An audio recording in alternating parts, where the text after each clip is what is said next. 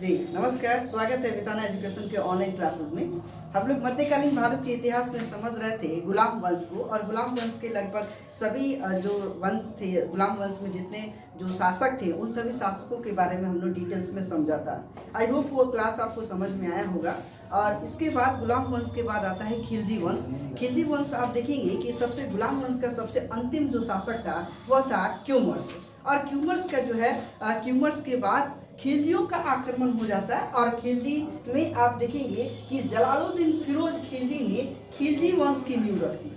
यह खिलजी वंश जो था 1290 ईस्वी से लेकर और 1320 ईस्वी तक रहता है। बहुत दिनों तक शासन नहीं करने वाले में से ये वंश थे। लगभग आप देखेंगे कि मात्र 30 साल तक ही, 30 वर्ष तक ही इन लोगों का शासन चलता है। इसी 30 वर्षों में आप निम्न प्रकार के शासकों के बारे में समझेंगे, जिसमें सबसे इम्पोर्टेंट शासक है अलाउद्दीन खिलजी। और उससे संबंधित बहुत सारे क्वेश्चंस आते हैं, बहुत सारे प्रश्न हमारे एग्जाम में आते हैं, तो उसको समझने का प्रयास करेंगे। सबसे पहले हम ये समझेंगे कि खिलजी वंश जो था, खिलजी वंश की स्थापना यानी संस्थापक कौन था। तो खिलजी वंश का संस्थापक था जलालुद्दीन फिरोज खिलजी, जिसे जलालुद्दीन खिलजी के नाम से भी कहा जाता है। तो ये जलालुद्दीन खिलजी एक बहुत ही बूढ़ा व्यक्ति यानी 70 साल की आयु में एक नए वंश की नींव रखती है, खिलजी वंश का, जिसमें 1290 ईस्वी में जलालुद्दीन खिलजी ने नए वंश की स्थापना की। उसका राज्याभिषेक किलाखोरी के महल में हुआ। किलाखोरी विशेष रूप से हरियाणा के क्षेत्र में पड़ता है, और उस महल में इसने अपना राज्याभिषेक करवाया। अब देखेंगे कि यह क्यूमर्स के बाद का जो है, यह दिल्ली सल्तनत पे एक शासक के रूप में आते हैं। इसके बाद जो है 1290 से लेके लगभग 1296 तक इसका शासन चलता है। और 1296 में इसने अपने भतीजा, जिसका नाम था अलाउद्दीन खिलजी, और उसके बचपन का नाम था अली गुरसब, और अपने भतीजे को दक्षिण क्षेत्र में भेजता है कि तुम जाओ दक्षिण में, और वहां पर देवगिरी में एक शासक है जिसका नाम है रामचंद्र देव, और उसको पराजित करो और वहां से सोना चांदी जेवरात लूट कर लेकर आओ। तो यह जो है अलाउद्दीन खिलजी अपने चाचा के कहने अनुसार वह जाता है दक्षिण क्षेत्र में सेना के साथ, और वहां पर युद्ध करता है, और युद्ध करके काफी मात्रा में सोने चांदी अशर्फियों को वहां से लूट कर लेकर आता है। जब लूट कर लेकर आता है तो उसके बाद इसको लगता है कि मुझे भी अब शासक बनना चाहिए। जलालुद्दीन खिलजी काफी वृद्ध व्यक्ति हैं, और अब मैं शासन के योग्य हो चुका हूं, क्योंकि मैं कई क्षेत्रों को जीत रहा हूं। तो इसने क्या किया, धोखे से अलाउद्दीन खिलजी ने जलालुद्दीन खिलजी की हत्या कर दिया, और हत्या करने के बाद स्वयं दिल्ली सल्तनत का वह शासक बन जाता है, खिलजी वंश का शासक बन जाता है। तो इसका वास्तविक नाम हम समझेंगे कि 1296 ईस्वी में अलाउद्दीन खिलजी ने देवगिरी पर अभियान किया, और देवगिरी यानी वहां पर यादव वंश थे दक्षिण क्षेत्र में, और यादव वंश के रामचंद्र देव के साथ उसका युद्ध होता है, और उस युद्ध में जीत जाता है, और वहां से जो है काफी मात्रा में अशर्फिया सोने लेकर आप उत्तर क्षेत्रों में यह लेकर आता है, और उसके बाद धोखे से जलालुद्दीन खिलजी की हत्या कर देता है। हत्या करने के बाद आप देखेंगे इसने दिल्ली सल्तनत का शासक बना। उसका वास्तविक नाम जो था अली गुरसब था। कहीं कहीं अली लिखता है और गुरसब अलग लिखता है, तो ध्यान रखेंगे अली अथवा गुरसब जो आ जाए आप उसके अनुसार टिक कर सकते हैं। तो अली गुरसब था, जो जलालुद्दीन का भतीजा था, और बाद में जब जलालुद्दीन की हत्या करने के बाद इसकी पुत्री से विवाह कर लेता है, तो वह जलालुद्दीन खिलजी क्या हो जाता है, दामाद हो जाता है। तो भतीजा तथा दामाद दोनों था। उसने इस्लाम के सिद्धांतों के अनुसार शासन नहीं किया। दिल्ली सल्तनत पर इसने रामत्व सिद्धांत का प्रयोग किया। रामत्व सिद्धांत में आप देखेंगे कि ऐसा नहीं कि प्रशासन, पहले क्या होता था कि प्रशासन जो है धर्म के अनुसार चलता था, इस्लाम धर्म के अनुसार प्रशासन चलता था, और अलाउद्दीन खिलजी ने धर्म को अलग रखा और प्रशासन को अलग रखा। इन दोनों को अलग अलग के अनुसार कार्य किया। इसने इस्लाम के सिद्धांतों के अनुसार शासन नहीं किया। इसने कभी खलीफा से सुल्तान पद की स्वीकृति नहीं ली। यह कहता था कि मैं यह समझता हूँ कि मैं इस क्षेत्र का सुल्तान हूँ, तो मुझे किसी की आवश्यकता नहीं है कि मुझे कोई सुल्तान पद की उपाधि दे। खलीफा से इसने सुल्तान पद की उपाधि नहीं ली। बिना सुल्तान पद की उपाधि लिए हुए यह दिल्ली सल्तनत का शासक के रूप में रहा। इसने देखेंगे कि इसने निरंकुश शासन की स्थापना की। निरंकुश शासन का मतलब किसी के बाध्य में रहकर, ऐसा नहीं कि किसी के दबाव में रहकर शासन करना। यह स्वयं का मालिक स्वयं था, यानी स्वयं जो है अपने आप का मालिक था। और यह निरंकुश शासन मतलब जो चाहता था वही करता था। निरंकुश शासन की स्थापना इसने की। यही था रामत्व सिद्धांत। जब आप देखेंगे कि अलाउद्दीन खिलजी अपने चाचा जलालुद्दीन खिलजी की हत्या कर देता है, तो स्वाभाविक है कि उस क्षेत्र के लोग जो है गुट में बदल जाएंगे। उस क्षेत्र के लोग चाहेंगे कि इसके जो शासक थे, जलालुद्दीन खिलजी के जो समर्थक थे, ये इसके विरोधी हो जाएंगे। और यही हुआ कि इसके विरोधी हो गए अलाउद्दीन खिलजी के कुछ अमीर लोग, कुछ सरदार लोग, और साथ ही कुछ मुसलमान जो थे वह इसके विरोधी हो जाते हैं। और विरोधी होने के कारण उसके क्षेत्र में विद्रोह होते हैं। करीब 4 विद्रोह होते हैं, यानी दिल्ली सल्तनत में उस क्षेत्रों में 4 विद्रोह होता है और उस विद्रोह का सामना करना पड़ता है। और अपनी नीति के अनुसार जो है उस विद्रोह को समाप्त कर देता है। और समाप्त करने के बाद यह निर्णय लेता है कि फिर यह विद्रोह न हो, उसके लिए विद्रोह दबाने के लिए इसने 4 रीट जारी किए, यानी 4 अध्यादेश जारी किए। वह 4 अध्यादेश क्या थे? जिसमें उसने कहा कि जो भी दान या उपहार या पेंशन में दी गई भूमि थी, जो अमीरों को दिया गया था या सेना को दिया गया था, उन अमीरों से भूमि जो दान में दिया गया था या पेंशन में दिया गया था या फिर उपहार के रूप में जो भूमि दिया गया था, उस भूमि को उसने वापस ले लिया। जब भूमि वापस ले लिए तो जो बड़े बड़े जमींदार थे वो जो है वो जमीन पर आ गए, एक रोड पर आ गए। तो कहा जा सकता है कि उसने उससे भूमि ले लिया और उसकी अर्थव्यवस्था को कमजोर कर दिया। तो स्वाभाविक है कि यहाँ पर विद्रोह नहीं होंगे। दूसरी बात कि इसने क्या किया, अच्छे गुप्तचरों का विभाग का गठन किया। इसने अपनी सेना में गुप्तचर रखा, और ताकि वह पता कर सके कि किस क्षेत्र में, छोटे छोटे क्षेत्रों में कहीं पर अगर ऐसी बात चल रही है राजा के साथ विद्रोह करने की, तो उसकी सूचना उसे तुरंत मिल सके। तो उसने गुप्तचर विभाग का गठन किया। साथ ही इसने क्या किया कि इसको ऐसा लगता था कि जो अमीर लोग हैं प्रत्येक शाम को शराब पी करके नशे में आकर यह प्रोग्राम करते होंगे कि कैसे राजा के साथ युद्ध किया जाए। तो उसने शराब, भांग और जुआ इत्यादि पर पूरी तरह से प्रतिबंध कर दिया। यह शराब, भांग और जुआ पर पूरी तरह से बिल्कुल प्रतिबंध लगा दिया। और साथ में अमीरों और सरदारों के दावतों या विवाह संबंधी यदि कोई प्रोग्राम ओकेजन होता था, उस ओकेजनों पर प्रतिबंध लगा दिया। बोला कि सरदार लोग जो है यानी कि कभी बड़ा भव्य प्रोग्राम नहीं कर सकता है। इस प्रोग्रामों पे, दावतों पर इसने प्रतिबंध लगा दिया। इसको ऐसा लगता था कि लोग विवाह के कारण या किसी प्रोग्राम में सब बड़े बड़े अमीर लोग आएंगे और जो है राजा के विरुद्ध विद्रोह करने का जो है एक साजिश रचेंगे। तो इसके वजह से इसने सरदारों और अमीरों के दावतों, यानी दावत नहीं बुला सकते हैं या फिर कोई विवाह संबंधित कोई समारोह नहीं कर सकते हैं, इससे संबंधित कार्यक्रमों पर इसने क्या कर दिया, प्रतिबंध लगा दिया। और साथ ही हिंदुओं पर इसने कठोर नीति के तहत उन्हें निर्धन बनाया। इतना न कर लाद दिया हिंदुओं पर ताकि वह हिंदू कभी धन अर्जन न करे, बहुत ज़्यादा अमीर न हो। अगर अमीर हो जाएंगे तो सीधी बात कि राजा के साथ विद्रोह करेंगे, और यह जो है अलाउद्दीन खिलजी नहीं चाहता था। इसलिए इसने हिंदुओं पर कठोर नीति का प्रयोग करके इन्हें निर्धन बना दिया ताकि वह विद्रोह न कर सके। इसने विद्रोह दबाने के लिए लगभग 4 अध्यादेश जारी किए और उसके बाद हिंदुओं को निर्धन की नीति अपनाया कि उसे निर्धन कर दिया जाए ताकि वह जो है हमसे जो विद्रोह ना कर सके। इसके बाद आप देखेंगे इसने राजस्व यानी कर की व्यवस्था बहुत अच्छी रखी।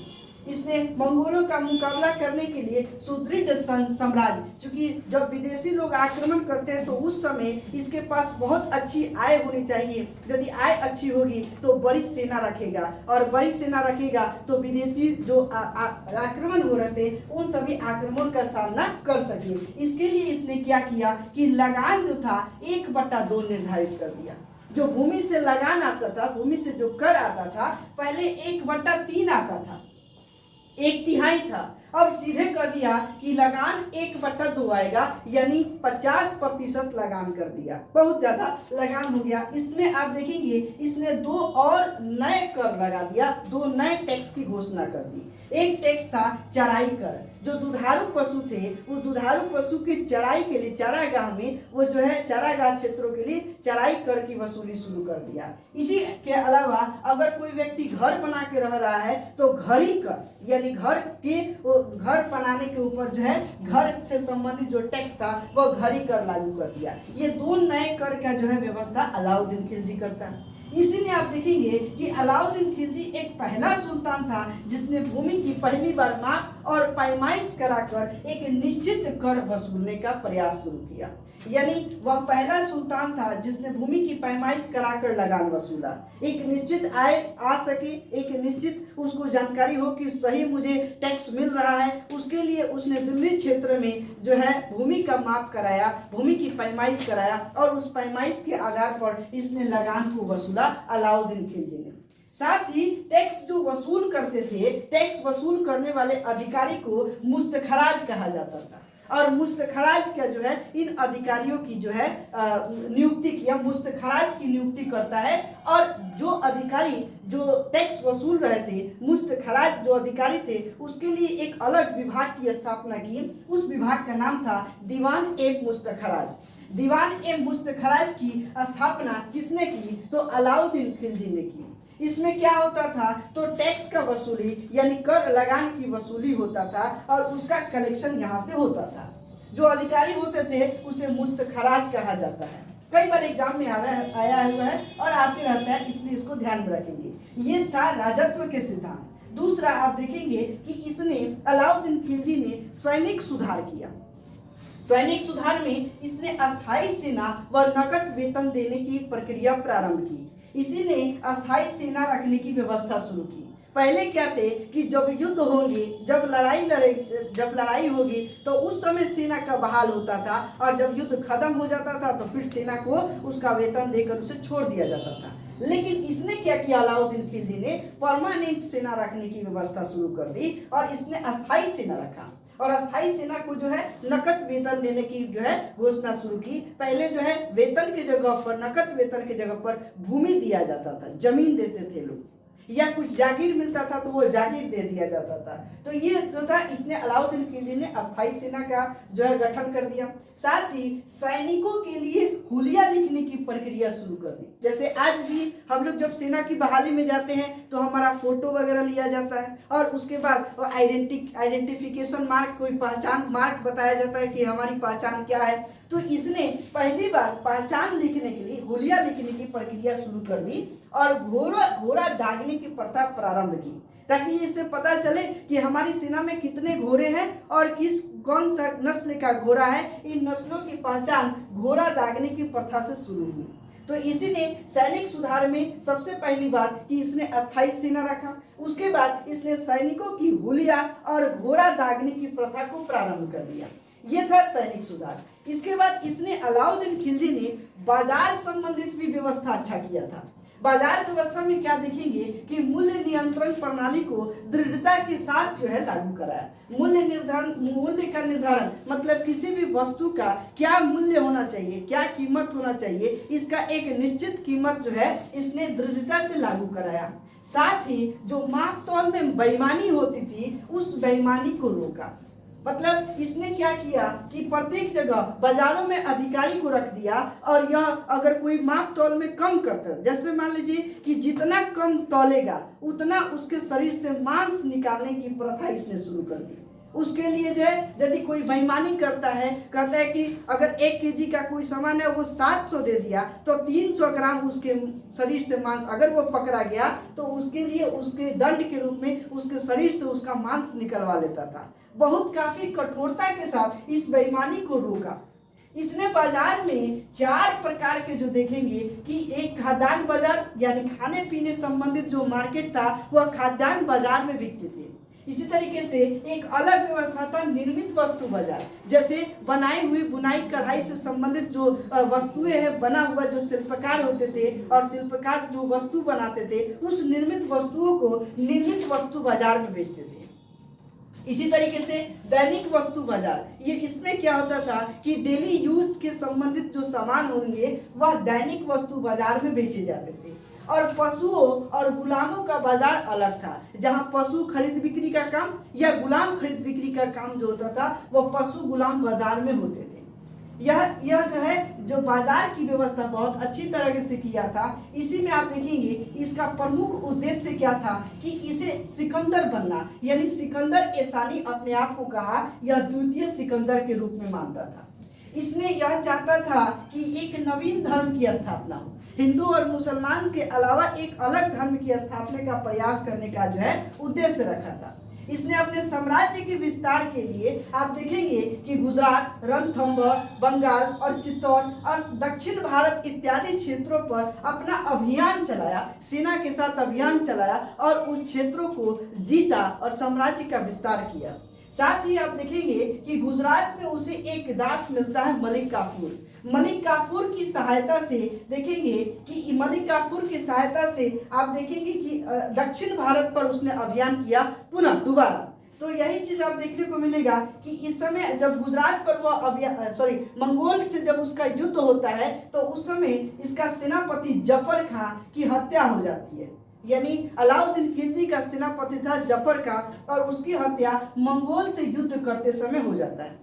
एक आप फिल्म देखे होंगे पद्मावत, और पद्मावत फिल्म में अलाउद्दीन खिलजी से संबंधित कहानियां कुछ दिया गया है, उसको आप देखेंगे तो और अच्छे तरीके से इसको समझ पाएंगे। आप देखेंगे कि रानी पद्मिनी जो राजा रत्न सिंह की पत्नी थी, इनसे इसके साथ जो है अलाउद्दीन खिलजी चाहता था कि मैं उसको पालू, किनको, रानी पद्मिनी को, जो कि अति सुंदर थी, बहुत सुंदर थी और राजा रत्न सिंह की पत्नी थी, और यह हमेशा प्रयास में था कि मैं उसको अपने वश में कर लूं। अंत में आप देखिएगा कि रानी पद्मिनी जब राजा रत्न सिंह की जो हत्या हो जाता है, हत्या होने के बाद युद्ध होता है और हत्या हो जाता है, तो अंत में रानी पद्मिनी स्वयं को अग्नि के हवाले कर देती है और जिसे कहा जाता है जौहर कर ली, यानी जौहर में चली गई। तो यही चीज जो है यहाँ पर इससे संबंधित एक हमें पुस्तक मिलता है जो मलिक मोहम्मद जायसी लिखते हैं, पद्मावत पुस्तक, जो 1540 में इसकी रचना की गई और इसी आधार पर फिल्म में बनी हुई है। बहुत सारे फिल्म के जो है आप देखेंगे कि हिस्ट्री से कुछ अलग भी बताया गया है, कुछ अपनी बनावटी भी बातें हैं और कुछ हिस्ट्री से संबंधित भी है, तो उसे देखने पर आपको एक अच्छा क्लू मिल जाता है, अच्छी जानकारी भी मिल जाती है। तो आई होप उसे भी आप देख सकते हैं। इसके बाद आप देखेंगे कि अंत में दक्षिण भारत पर पुनः अभियान चलता है, पुनः आक्रमण मलिक काफूर के नेतृत्व में होता है, और वही मलिक काफूर के नेतृत्व में दोबारा जब आक्रमण होता है तो उस समय भी यादव वंश के शासक रामचंद्र देव थे। जबकि पहले भी हमने देखा था कि देवगिरी पर जब आक्रमण हुआ था तो उस समय भी यादव वंश के शासक रामचंद्र देव ही थे। और फिर उसका जो दास था मलिक काफूर के नेतृत्व में पुनः दक्षिण पर आक्रमण होता है और रामचंद्र देव रहते हैं। उस समय फिर वह हारता है रामचंद्र देव और फिर वहां से काफी मात्रा में सोना असरफिया लेकर रिटर्न आता है उत्तर क्षेत्र में। यह 1307 की घटना है। इस समय भारत पर मंगोलों का सबसे ज्यादा आक्रमण होता है। जब अलाउद्दीन खिलजी की बात देखिएगा कि अलाउद्दीन खिलजी का जब अंतिम दौर चल रहा था उस समय भारत पर मंगोलों का सबसे ज्यादा आक्रमण होता है। इसके बाद देखेंगे अलाउद्दीन खिलजी के बाद इसका उत्तराधिकारी होता है मुबारक शाह, जो 1316 से लेकर और 1320 तक रहता है। अंत में आप देखेंगे कि नसीरुद्दीन खुसरो खां होते हैं। नसीरुद्दीन खुसरो खां जो होते हैं, यहाँ मैं लिख देता हूँ जिससे आपको आइडेंटिटी हो जाए, पहचान हो जाए। खुसरो खां, तो खुसरो खां जो था यह मात्र 1320 में यानी इसी साल तक ही शासन रहता है। इसके बाद गियासुद्दीन तुगलक इस पर आक्रमण करके एक नए वंश की नींव रख देता है जिसका नाम होता है तुगलक वंश। तो यह आपने, मुझे लगता है कि समझ में आया होगा। एक बार और इसे शॉर्ट फॉर्म में लेके चलेंगे ताकि एकदम कॉन्सेप्ट आपका क्लियर हो जाए। मैं बता दूं कि खिलजी वंश के संस्थापक जलालुद्दीन फिरोज खिलजी, और इसने अपने जो है उसका जो भतीजा था अलाउद्दीन खिलजी को देवगिरी में भेजता है दक्षिण क्षेत्र में। वहां से आक्रमण करके जब वापस आता है अलाउद्दीन खिलजी तो फिरोज खिलजी की जो ना धोखे से हत्या करके स्वयं दिल्ली सल्तनत का शासक हो जाता है अलाउद्दीन खिलजी। और अलाउद्दीन खिलजी जब फिरोज खिलजी की हत्या कर देता है तो उसके जो समर्थक थे, उसके जो समर्थक अमीर या मुसलमान थे, वो लोग उसके साथ विद्रोह करते हैं। करीब 4 विद्रोह इसके समय होता है जो क्षेत्रीय विद्रोह था।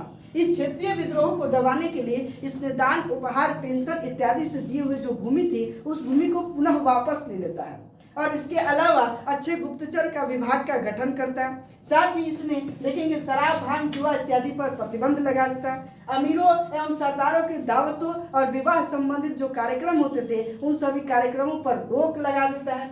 हिंदुओं पर कठोर नीति यानी अत्यधिक टैक्स रखकर और इसे निर्धन बना देता है ताकि यह लोग ताकि क्षेत्र में कोई विद्रोह न हो सके। साथ ही इसने राजस्व व्यवस्था के लिए, कर व्यवस्था के लिए मुस्तखराज ए दीवान नाम का एक विभाग का गठन करता है और उसमें जो अधिकारी होते हैं मुस्तखराज होते हैं और उस अधिकारियों के द्वारा राजस्व और लगान का वसूली शुरू करता है। साथ ही आप देखेंगे कि इसने लगान जो था 1/3 जो था वह 1/2 निर्धारित कर देता है जो अधिक था। साथ ही इसने 2 और नए कर की व्यवस्था की जिसका नाम है चराई कर और घरी कर। ये 2 नए टैक्स की व्यवस्था की। साथ में आप देखेंगे कि वह एक ऐसा पहला मुसलमान था, पहला सुल्तान था जिसने भूमि को पैमाइश करके, जिसे आज हम लोग सर्वे कहते हैं, सर्वे कराकर और लगान वसूलने की प्रक्रिया जो है प्रारंभ किया था। इसी ने सैनिक सुधार में स्थायी सेना रखने की प्रक्रिया प्रारंभ की। साथ में नकद वेतन देने की प्रक्रिया जो है प्रारंभ किया था। इसी ने सैनिक का हुलिया लिखना और उसके घोड़े दागने की प्रथा को भी प्रारंभ किया था। इधर बाजार व्यवस्था में मूल्य निर्धारण प्रणाली को सुदृढ़ता के साथ इसने पालन करवाया। साथ ही माप तौल में बेईमानी को रोकने के लिए इसने यदि कोई व्यक्ति बेईमानी करता है माप तौल में तो उतना उससे शरीर के मांस को ले लेने के लिए एक कठोर दंड की नीति दिया जिससे बेईमानी को रोका जा सके। साथ ही आप देखेंगे कि बाजार को करीब 4 भागों में बांट दिया था। खाद्यान्न बाजार, निर्मित वस्तु बाजार, दैनिक वस्तु बाजार, पशु गुलाम बाजार और इस आधार पर जो है बाजार की व्यवस्था को सुदृढ़ किया था, अच्छा किया था। इसी के अलावा इसका प्रमुख उद्देश्य जो है सिकंदर की तरह काम करना, जिस क्षेत्र में जाना और उस क्षेत्र को जीत लेना वही सिकंदर था और इसने अपने आप को सिकंदर शानी कहा जिसे द्वितीय सिकंदर कहा जाता है।